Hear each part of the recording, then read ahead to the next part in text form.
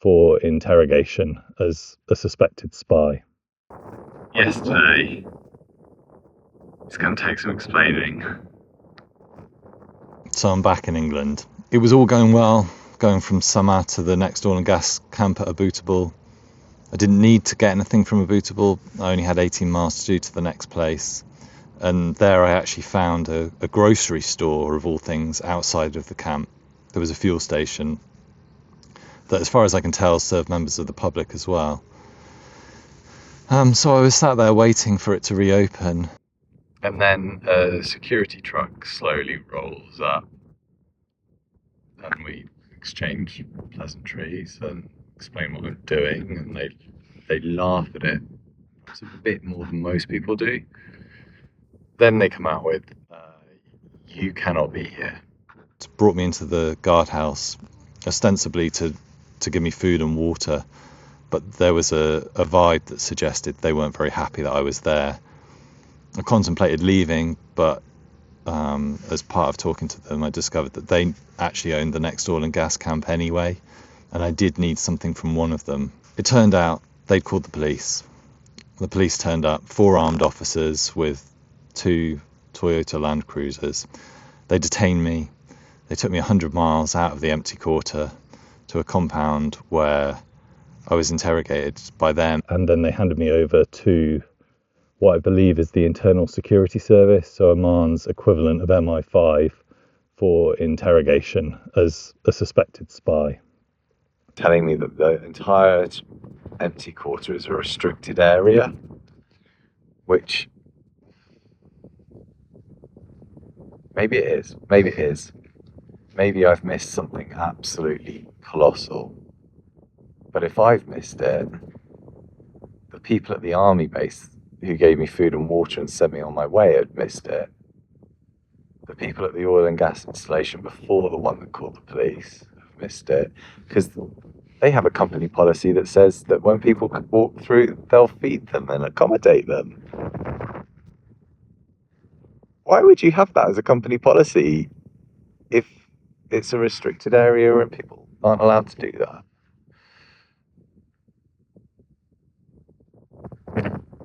And on my way, walking past them, right, trying to help the guy hitch a lift,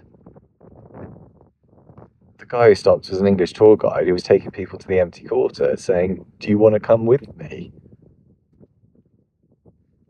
How could he do that if it's a restricted area? So I suspect that was a lie. The reason for it being a restricted area supposedly is because of H2S, hydrogen sulfide gas. But I had no questions on, could you smell any gas? No questions on, do you have any symptoms? I had lots of questions on, are you carrying cameras? Are you carrying drones? Electric do you have? How does your GPS work? How do you navigate? Nothing, literally nothing on safety. Just electronic signals. The big guy who's only speaks Arabic, doesn't speak English, says, "Richard, your trip is over." Okay. This is the end. Today, nothing. Tomorrow, we will decide what to do with you. Either you will go, or we will make cage. If we make cage, 2 weeks minimum. It was very odd. It is very odd. Wasn't really bothered by the idea of being put in a cage, whatever that meant, for a couple of weeks.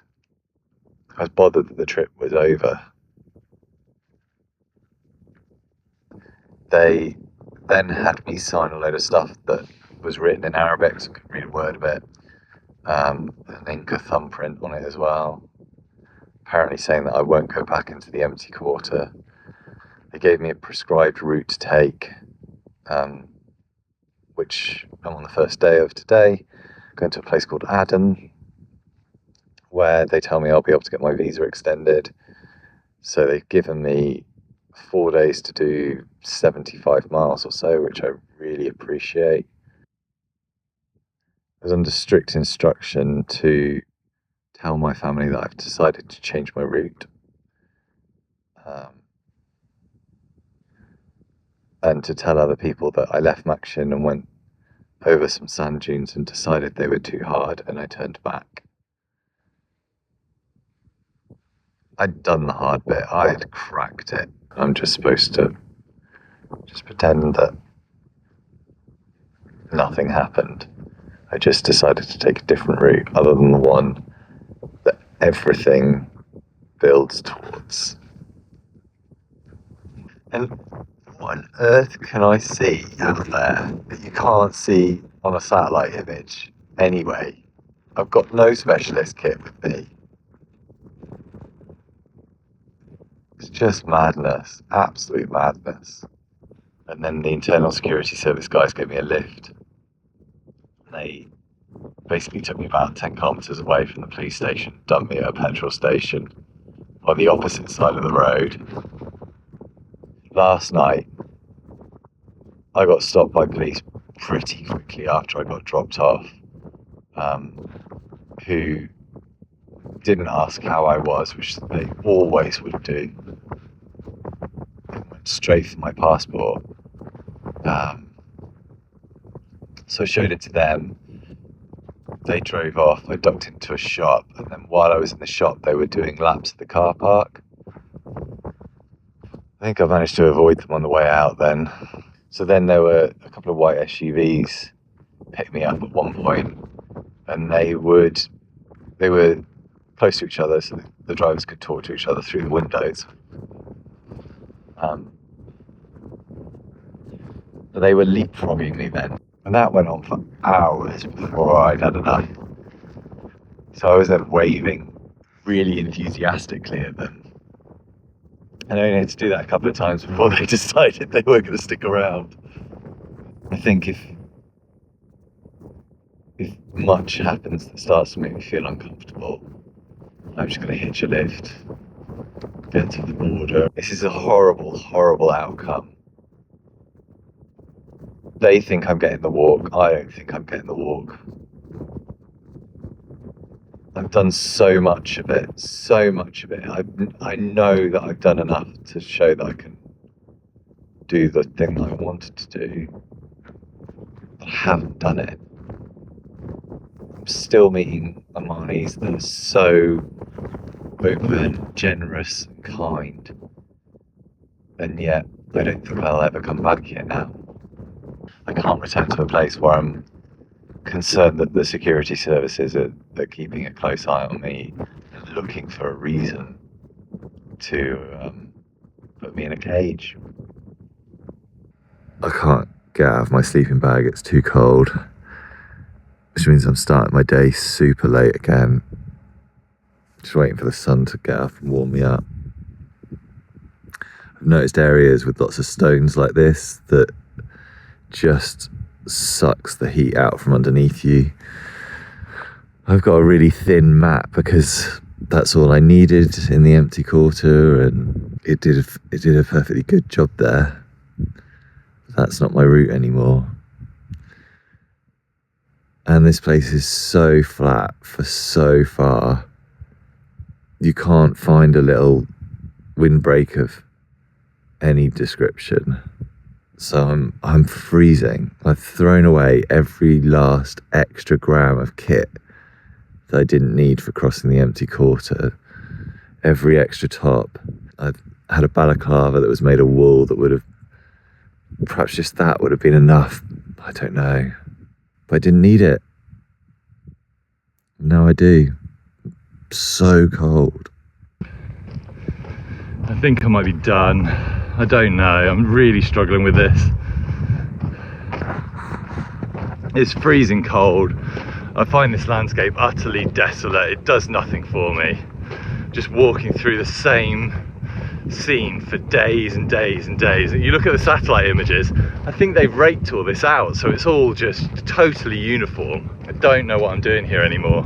I'm gonna hitchhike to Al Ain and cross the border to Dubai, which I need to do by tomorrow because my visa expires.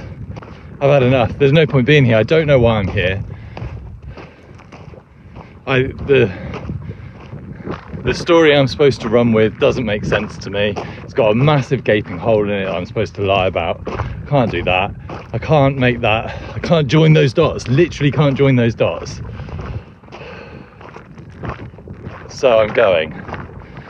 I'm going to get some rest and relaxation time, find a hotel with a swimming pool, and fly home.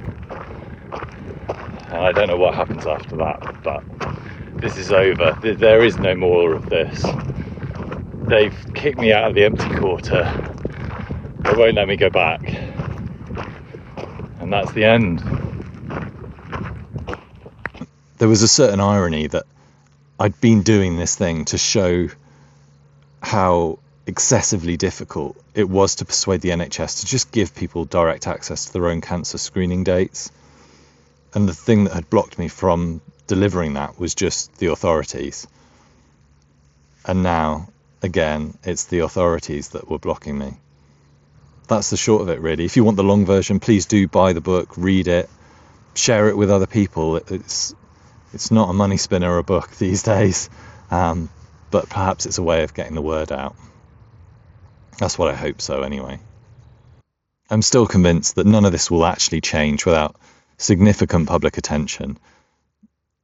I think I've done my part. I've put these videos out there. There's no secret to how the algorithm works. If you guys want this stuff pushed, you have to watch the videos, you have to like them and share them. I'd like to think that these videos might get some attention, that it might change something, but I'm not that hopeful. But at least they're out there, and the more widely they're shared, the more people will be aware of what's happening. And finally, just thank you to you guys for watching the videos. It's surreal enough for me to be making videos of myself lying on a desert floor covered in flies. It must be pretty strange to watch as well. Obviously, the reason that underlies it is important to me, so thank you.